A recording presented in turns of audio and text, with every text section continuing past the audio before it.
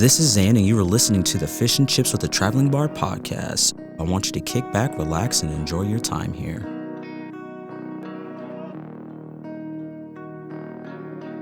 All right, let's go. Officially, our first episode of Fish and Chips with the Traveling Bard. I am Zan the Artist, Xan the Artist, all one word, and I'm going to let my boy shout himself out. What's going on? I am Wardale Wilson.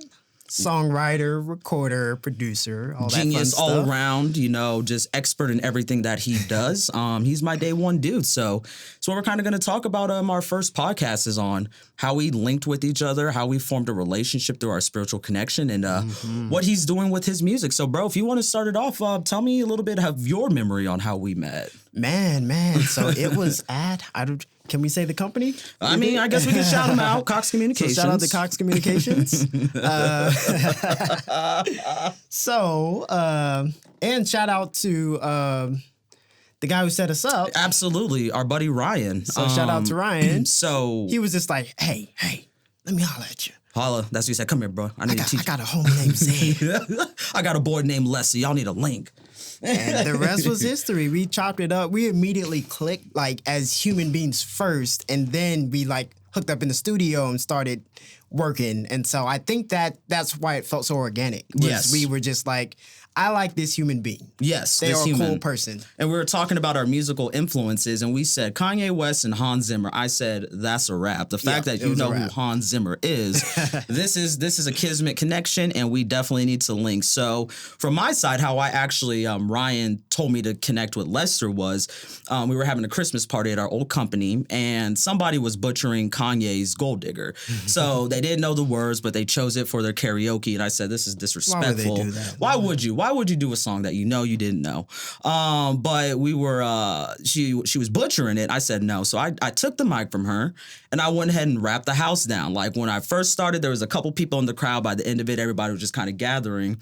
And Ryan was one of the first people. He was like, man, this is crazy. You need to meet my dude, Lester, because he's a music genius. He's putting out his own music. He's doing his own thing. And Ryan's the one that really kind of gave me the boot and was like, you need to start doing your own music. It was crazy. We probably saw each other a few times just in passing. Just didn't know. We just went there to do our job, wrap up and go home. So wasn't really there to look for that type of connection. But little did I know, history was in the making with that. So after, he introduced me to Lester, or Wardale Wilson, his artist name, we went ahead and, he was like, yo, can we do a studio time? And we got in there just kind of doing my first song and, just understanding what it's like to be a recording artist and everything behind the scenes. Very first song was Ayo. Ayo, man, it's out there somewhere. I mean, we don't really broadcast or showcase that much, but first song out there was Ayo. Now, where things got interesting, because I've recorded a lot of people here and there. A lot. Zan was just like, how did you get that beat? How did you get that sound to do that? And started asking more of the technical stuff. And I'm like, oh, this is someone who actually really cares about the craft. Absolutely. And then went further and was like, hey, yo, I'm going to start making my own beats. Yep. And I was just like, yes, do it. Yes. Because before that, I've always had an ear for music, always loved it. But, it's one of those things that I didn't have the confidence to kind of just get out there and do it myself. So whenever I started asking him, hey, from songwriting to just understanding what production was to engineering, just really what it takes to make a song. Because it's far more than what people think. People will watch an episode of Empire and hear them on the thing and think that it's already A1 quality. And I'm like, this is not real. Yeah. Y'all, this is not reality. Now, understand that there's 15 people in the backgrounds getting stuff done, simultaneously. And that they edited that vocal. It'll be crystal clear. And they're just like, first take. Let's see what go. happens. I'm Okay. like, what? Y'all are lying to the people. Quit lying. That's why people think everybody can be a rapper nowadays. In truth, it takes probably a good month or so just to, whenever a song is written, to, recorded, produced, engineering, getting everything where you want it, minimum of a month is what I've noticed. And it takes years to get to the point of getting something done in a month. So it's it all compounds. Yes, exactly. So, that's definitely, a false persona that's shown to artists. And, it's unfortunate because I feel like a lot more people would stick around with it if they understood what really goes into it. So you got to have the love for it, though. You have to have the love for it. You can't be in it for the wrong intentions. Yeah. Because obviously we know the money in there right now. The money in there now. I mean, it's coming, where you absolutely, you have to plant those seeds to, be able to harvest the fruits of your labor down the road, but it doesn't happen overnight unless you connected with somebody, but what are you giving up for that overnight success? So there's definitely a balance. And that's the law of equivalent exchange. So if you want to take something from the universe, you have to offer something of equal value. Exactly. People don't realize there's always a barter for something. Like there's something that you have to give up. So either on our side, it's like we understand that it's going to take us longer to get where we are, but the upside is we know how to do everything ourselves. That's it. Delayed gratification. Exactly. Or you can pay someone out of pocket, spend more money that's an expert at what they do, but it's going to cost you more money up front. So if you have that, cool. But at the same time, you don't have the skill set to do it yourself. So you're waiting on other people constantly to being able to, like, I want to put out a song. Well, is this person schedule free? Can I get this person? If you don't know how to do your own craft, it's just going to cost more money and it's going to take more time to do in the long run, for sure. But the beauty of life, you get the choice. You get the choice, man. It's all a choice at the end of the day. It's just what road you want to go down. So, with, going, changing up a little bit, Lester and I, we definitely, yes, we had a connection where like, cool, we're kind of on the same brainwave, but even like on a more spiritual aspect of it and, universal aspect of it, I think that's where we connected more, where it came through on our music. Oh, absolutely. Because you were one of the first ones I know. I was early getting into like Alan Watts and stuff like that. And you were just like, well, I'm more of a Taoist. And I was like, I've heard this before. And I looked it up and I was like, yes, this is the closest path to what I walk.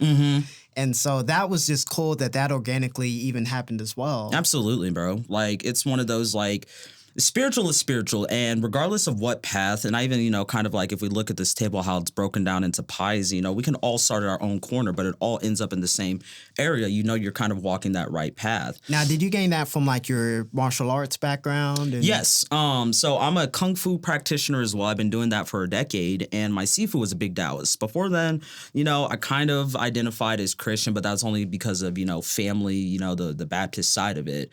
But, Taoism, I realized, like, I don't have to, like, as long as I'm morally out here doing the right thing, that's all that really matters. Like, all the other titles and stuff, it doesn't. Am I out here walking, like a good human? Am I doing everything I can to uplift those around me? Am I going out of my way to do grimy by people? I'm not, And it's, big on karma. And it's, kind of with you, it's more on the physics side of it and the quantum physics side of it of, everything energy is, it's what is it? It's only transferred or... Yeah, cannot be destroyed. Cannot be controlled. It's only transferred. Yeah, it cannot be created or destroyed. So understanding that everything you do in life comes back to you regardless of if you think you're getting away with anything. I think, more of the karmic, repercussions is one thing. I'm like, okay, let me walk good in life. But then at one point, it's just like, okay, I just want to be a good person. There's just so much in life where people... And go ahead. The fact that you look at like life is like a dance, like the point of a dance isn't to hurry up and get to the end, or else the dance would be 5 seconds. Exactly. The point of it is the dance, so the journey of it. And so that makes it just a bit more fun. That takes some of the pressure off. Absolutely, bro. Like, and I think that's one of the biggest issues I used to have is like, okay, what's next? Not realizing that what I'm doing right now is the journey. Like, that is the next. Like, it is the next. Like, the result is what I've done. And like, cool, that gratification only lasts a little bit because, we've had some successes already with music. I've had, a few #1 songs. I've had, my favorite band notice me from, when we did our cover of Habsburg Lip. I've had those successes. Everything. If you guys haven't streamed them, check out that band. Everything. Extremely talented. Extremely on every aspect, songwriting, engineering, producing, everything is. So how'd you like implement that into your music, that spirituality? Honestly, it comes down, and I remember you telling me, like, even with songwriting, music, of course, when we produce stuff, music and sounds are just, I think they're just stilling, frequencies of the universe for this moment in time, and I'm just implementing it in my songs. So we already know that frequencies have a lot to do with it, but even the words that you speak and how we're influenced by the words, like, so, when I first dropped Ayo, just nothing but cuss, unnecessarily, cussing and all that other stuff. So, but, it's like people are really listening to these words. And even as consumers of music, if you're allowing yourself to listen to just crud and all this it's going to have an impact on you. It's going to change who you are. And not only are they listening to the words, they're listening to the frequencies and the tone. I forgot where I've learned this from, but somebody said that melody is the universal language because nobody knows what Biddy Bom Bom means. We all sing it. We like the melody. And so it's a universal language that brings us together. What is exactly. That? We love Hanson, you know? They're from Oklahoma. They're Tulsa, shout out Hanson. Exactly. But like that's a beautiful thing. And I think that's why a lot of people give rappers like the side eye for using melody in their raps. Yeah. And I'm like, that is how someone in Egypt, someone in Romania, somewhere in South Korea. Yeah. Absolutely. That's how they're going to connect to it. And so I think it's just beautiful that music is evolving to that level. Even look at BTS, like, you know, how they have such a mega fan base all throughout the world, even if you don't speak Korean, you know? So how it just like music transcends everything. So you become what you listen to at the end of the day. And if you're only exposing yourself to, you know, things that are on lower frequencies, you know, fear, hate, anger, all these different things, that's who it's going to manifest. It's going to manifest in your life. That's what I think it was LMFAO said that they used to make songs that were just like, I'm mad at the world and blah, blah, blah. And then as soon as they started to make party rock, I'm rich, I'm famous, they became that. Yeah. You're manifesting. Not only is it manifesting, but you're also people are gravitated towards those higher frequencies and what you're putting out there. So along with that, bro, kind of on that spiritual side of it and just really, you know, believing in your own product and just manifesting your destiny, talk a little bit about, you know, how you are trying to change the world and, you know, change the path for independent artists. Well, it comes from a place of selflessness because I will make a post and say, hey, guys, we're getting paid a half a penny for this stream. All it takes is one. All it takes is one Drake, one Kanye, one Adele to say, I'm going to sell my music on my website. You name your price or make it $5 or whatever. If you do the math, they're going to make a lot more money. The people will actually own the music. Right now, people don't get that they're renting music every month. Like, and we've seen it like Aaliyah just now got her music on platforms. Yeah, I saw that. That's wild, bro. And the rules can change. And so we aren't in control of our destinies with that on top of getting paid less. Yes. And it's people will combat and say, well, you're isolating your fan base. You're trying to just do it for the money. I'm like, it's not about the money. It's about the support. Exactly. Like if you truly support somebody, you can buy something as low as like $1. Exactly. And what most people don't know is to get $1 on streaming platforms, that's 1,000 streams. 1,000 streams. So would you rather just spend $1 to, you know, have my music forever? If Spotify ever goes down or I pull my music off of streaming platforms, you'll have that forever, but you have supported me to the equivalent of 1,000 streams. And the rules are changing now because I don't know if you heard, but about 2 days ago, Spotify announced that, hey, we're going to let everyone on our discovery page at the cost of some of their streaming revenue. I think it's like 30 or 40%. And that's ridiculous, man. So it's literally people are exchange. Do you want to make a living or do you want to be famous? Exactly. Do you want the clout or do you want the security? And it's mind-boggling to me because even with like the people that you do build, so you know, I have a few hundred, you know, followers on Spotify, like every other algorithm, they're only going to feed it to 10% of the people anyways, or I can pay to have you show my stuff in front of people that I've already worked hard to get, and they may not even see my music. And how does that even work? How does that make sense? You bust yourself to get a couple thousand followers and only 10%. What's the point of the followers? What's the point? Is it for the number or like, cause like, oh man, I didn't know that you had new music. I love your stuff. It's not showing me. It's not putting in front of my face where if you're following me on social media, if you're doing, you know, whatever, and you see like, hey man, I got my new song on my website, or you're constantly going to the website, you're going to see all the music that's listed right there. And exactly. you have it forever. Like, and to balance it out, I will always put my music on YouTube for free because I'm like, you shouldn't make someone pay for something if the product isn't good. Yes. So YouTube is my way to test it, to say, hey, listen to this, and then if you like it, you can support it by doing these things. Absolutely. Absolutely.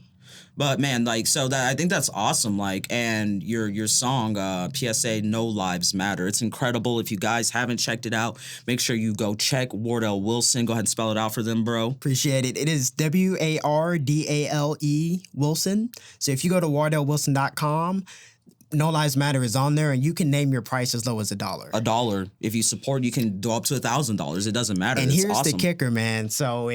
So far, one of my best songs on Spotify probably generated at 40, 50,000 streams. That's like $40, $50. I did No Lives Matter the first week. I was just like, hey, name your price if you think it's fair, whatever. I generated over $100 in the first week. The equivalent of like 40, 50,000 streams in 1 week. Exactly. 1 week, and you're profiting that. You're not splitting it with everybody that wants to put you're an independent artist. We're still going to find a way to put our hand in the cookie jar. You're not waiting 3 months for it to come in. Nope. All of that. It's just straight to you, and then the people own the song, so they can copy it, they can use it for whatever they want. It's yours to own forever, you know? And I think that's wonderful, dude. And I actually, I'm starting to go that route myself. I just dropped my book, Meditation for the Occultist Mind. It is on my website. If you hit the link in my TikTok right here, or go ahead and go to Linktree/Xantheartist, you can definitely check it out. But even, you know, in my first month, I sold about 20, 30 copies that's of amazing. a book. And that's how ambitious Xan is. So one day Xan was just like, yo, how'd you build a website? I was like, yeah, I did this. The next week, Xan's like, yo, I got my website just about ready. But like, my thing is, like, I've always been inspired by him. I'm like, man, if he's doing it this way, that means he's put his time into researching it. Let me put my time into doubling down. Like, I'll always go and cross-confirm anything he says. So like, his word holds a lot about, like, him and like 2 other people on this planet. I care about their opinions. Everybody else, I mean, cool, it is what it is. And I can't even take all the credit, because there were people before me, like Nipsey Hussle was like selling his mixtape for $100. And with that 100, you'd get like a ticket and some merch. And then this rapper named La Russell was like, name your price for my entire album. And I was like, that's really a cool idea. So I just took it a bit further and was like, okay, name your price for a single. Yeah. Let's see how we can do it. Now, with that said, I have to be more mindful, and I become more mindful with the songs that I put out. I used to want to be a big rapper. Now I want to be Mr. Rogers, in the sense of like, you watch an episode, it's about a topic, and then at the end of that episode, there's a song in relation to the topic. That's incredible, bro. So I'm making songs about the concept of happiness. Like, what is happiness to you? I'm making songs about what is depression? What is these emotions that everybody feels? No one really makes these songs identifying those emotions, really. That's so true, man. And I think it's really because emotion is really more of an abstract, you know, like, what is depression to you? It can be, you know, me just not being motivated, just going through life. Great. It can be something completely different. But that's, as artists, that's one thing that we really are. Like, people forget, like, musicians are a bridge to, you know, our emotional side, that sensitive side, understanding ourselves. Because like for me with my writing, I've really switched it up on how I'm perceiving the world right now, what's going on in the world, and, you know, kind of taking back your power and stuff of that nature. Like, I'm like, you know what, you can do it. Like, forget these social stigmas that other people need to have to be comfortable. Like, I don't like to put myself in a box. It took me the longest time to even categorize my music, because I'm like, I don't want to be put into a box. But someone told me, and it really is like, wow, that really helped me, is like, that box is not for you, it's for them. It's for people to be able to mentally place who you are. And we do it all the time. Yes. If you name a movie, okay, what's this movie? Well, have you seen this, and this? Exactly. So we always just speak in analogies and cross-references. So as musicians, like, going back, like, being really cognitive and just really elevating what we are, what we're doing. Because, I mean, of course you're going to have, you know, all these outside influence try to oversaturate with money and women and all these things that really aren't necessary. Like, cool, all that can follow if that's really what you want, but I'm not going to chase anything to obtain that. That might just be a byproduct of what I'm doing, but that is not my goal to do it, because money gets old after a while. Like, cool, I bought everything that I want. Now what? And scientifically, they said happiness plateaus at like 75,000. There you go. So, like, at that certain point, like, you it doesn't really matter one way or another. But we are in this beautiful place where, because people used to think if you're not making millions of dollars as an artist, you're not successful. We're in this weird pocket of time in existence where there are people making like 60, 70, 80K a year or 100K a year, where they're not, you know, living in mansions, but they're definitely traveling. They're comfortable. They got a fan base. Yeah. So it really is a beautiful time, and any kind of creative should take full advantage of this time and this moment that we're in. For the longest, I would resist it, and I'm just like, look, I don't like this TikTok, all of these Instagram facts. But then it's like, use it to our benefit. Yeah. We don't have to use it how, like, I don't have to get on here and watch these crazy dancing. I don't watch TikTok for that. I watch it for learning more about my spirituality, music, how I can be a better entrepreneur, things like that, help with my financial, like, literacy, things that I can actually use as tools, not just, spending hours on here doing mindless nothing. Because the algorithm's going to figure out what you like. Exactly. It figure out your heart's desires. Exactly. I mean, that's what the algorithm does, right? And like, okay, this is what you want. This is what's going to keep you on our platform. We're going to keep showing that to you. So question, why do you think like music today, it seems like back in certain eras, like Bob Dylan, Jimi Hendrix, Al Green, they would release stuff that was going on with that time period. And so the music was an exact, almost soundtrack of the history of that moment. Yes. Why don't you think music today really reflects the moment? And we have a lot of stuff going on, but it seems like the music would... If you just randomly played me a song and I was an alien, I'd have no idea what's going on in society. Going on? I think it's done intentionally, to be honest, bro. Like, I feel like everything is so suppressed. If it's not showing, the propaganda of what they want us, whoever they are, what they want us to listen to or focus on or whatever, they're not going to. But look at it this way. Like, what is all the music that you hear on radio nowadays? It's all this bubblegum or things that are on the lower frequency, music that really doesn't have, like, I think it's done intentionally because there are a lot of independent artists out there that are making music, like you said, as such, but they aren't given the platforms like your Bob Dylans and your Bob Marley's and all these, the Beatles, whomever, like, from these different generations. They're not given the same platform because, that might awaken something in somebody else, and it might start that Katniss Everdeen, that fire, it might start a fire where it's hard to contain. And so I feel like it comes with the day and age that we're in as well, unfortunately. So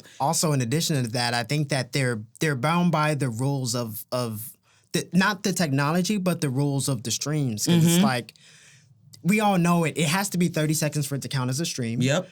Most songs are like 2.5 minutes. Yep. Because the more streams you get, the more money you make. Yep. When it shouldn't be based on that. So there's these rules where, like, and I said it on one of my YouTube videos, I'm like, I don't know if like Stairway to Heaven or Kanye's Runaway could exist in this society with streaming. Yeah.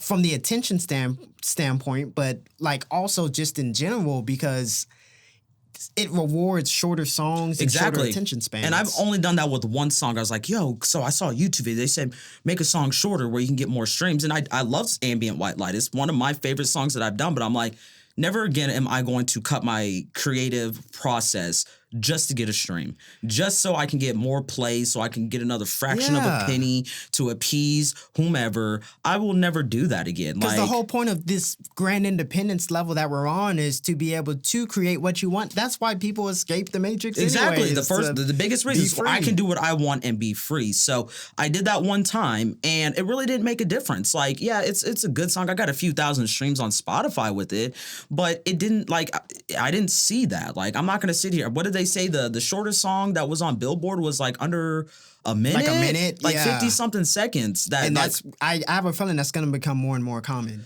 And that's wild. That's absolutely wild. Just make a soundbite or just, something like a little clip on that. But you're telling me that I do these shorter songs, X, Y, and Z, I can make it on Billboard. Like, you can buy your way onto Billboard. Like, absolutely. Payola is a real, don't let them fool you. Payola still exists. You can pay your way onto everything out there. So, like, it honestly, it messed up the nostalgia for me a little bit on this side. Like, wow, like, I can pay to have number one songs. I can pay to have a feature with this person. And me being, like, oh my gosh, I want to be a musician. It reveals the veil. It's like exactly. It's the Wizard of Oz. Like, the power was always within me, but like, it was this whole, we're going to make this pixie dust, fairy tale for you to chase. But at the end of the day, it's just somebody behind, a CGI screen just playing some random wizard. It's just some human back there playing it. It is, man. Followers does not equal wealth, man. It doesn't. Like, there was this lady, she had like 4 million followers. She couldn't sell like $100 worth of t-shirts. Bro, we've already done that with our stuff. I got maybe 2,000 on here, and you got a couple thousand. 1,200. Like we've sold more than that and we don't have, like, how much of that was paid? You can pay for followers. You can do, there's so much that if you have the right dollar amount, you can make anything seem like it is. But exactly, are you creating generational wealth? Are you providing for your family? Are you able to tour and see your fan? Do you have a real fan base out there? Are you in it for show? Are you in it for, yeah, exactly. What are you in it for? What are you in it for? And only you can answer. There's really no wrong answer. I know we're bashing, it's not bashing. I don't want to it's bash just like, it, but like, what are you doing it for? Yes. What is the real reason? Take away any monetary or any superficial gain of it. What are you doing it for? Are you doing it? And be honest with yourself. It doesn't matter what we think. At the end of the day, we know why we're doing it. I'm doing it to heal myself, to heal trauma, to help other queer children in the world. Like, hey, you can be who you are unapologetically in this world. It doesn't matter what you're doing it for, as long as you're doing it for yourself. And that's a beautiful thing. That's man. all it is. So what do you have like coming up? What's something new you're working on? Man, I'm working on a song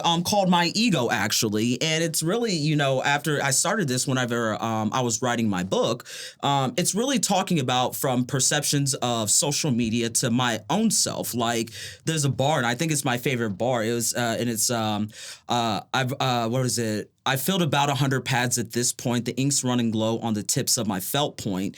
And that's really talking about myself. Like, I have so many notebooks full of songs, full of bars, full of all these things, but I'm still second guessing myself in the back of my head. Like, I've literally put in the reps to be, I can sit here and call myself, I'm a good writer. I know what I'm writing about, but it's my ego always wants to put me in check and like, am I good enough? Is it still good enough? Are people going to care about it? Wow. So, and on the other flip side of it, it's another one is hit the selfie angle. I'm about to flex, telling everybody what I'm doing next. It's that duality. Exactly. It's going back and forth from what I see as a perception, like you care about what other people online think about you as opposed to what I care about myself.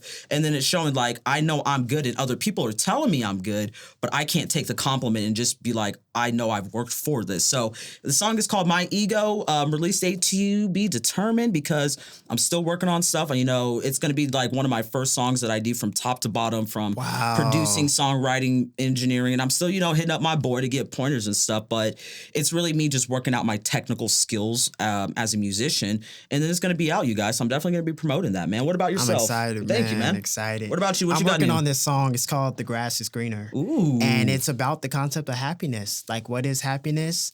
And what it is to many people. Because it's these things that we chase. And then when we get it, there lies misery. And we don't even know. And so it's like, one of the lines on there is, tell me, are you happy? Are you satisfied? Did you find your heaven? To get there, did you have to die? Man. But you were here on earth. Did you earn the perks? Did you maximize? Are you satisfied or are you sad as I? So Jesus, bro. It's snaps. Man, that's the well, bro. I think this is a good place for us to wrap it again. Go ahead and give yourself a shout out. Go ahead and let the people out there in the universe. I just want to say thank you for having me, man. Of course, bro. This is my day one. That means the world to me. You guys can check me out, WardaleWilson.com. I'm on YouTube, Instagram, TikTok at Wardale Wilson. Even my catalog, like half my catalog, it's either him, doing my production or engineering, or we're collabing. He's on there. So my catalog, he has his stuff. And there'll be new collabs to come. Where can they find you? Like I said, Linktree /Xantheartist. If you're on TikTok right now, you can just hit the link in my bio, check my stuff out. But yeah, we're streaming everywhere. Like we said, we're gonna slowly start going over to just putting all of our music on our websites. Kind of what we talked about in this podcast. But we do still have music on all major streaming platforms. So if you can absolutely give us all follows, give us a stream, give us some love. It's all for free. Like I said, it costs nothing to support. So thank you so much for being here, bro. Pleasure. Thank you, guys. We're going to be coming with a new episode here shortly. And I hope everybody is doing well out there. All love. All love.